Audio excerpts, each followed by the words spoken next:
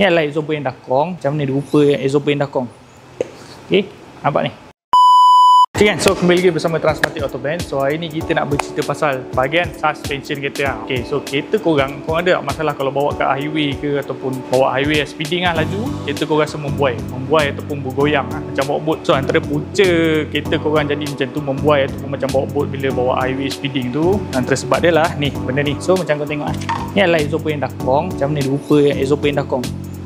Okay, nampak ni, dia tak naik. So bila dia tak naik, maksudnya selalunya exhaust ni dah lembut lah. So bila dah tak lembut, kereta kau ibarat macam duduk kat atas spring, sebab tu dia membuai. Okay, exhaust yang elok sepatutnya macam ni lah. Nampak? Dia naik, dia jalan. Jom tunjuk sebelah-sebelah lah.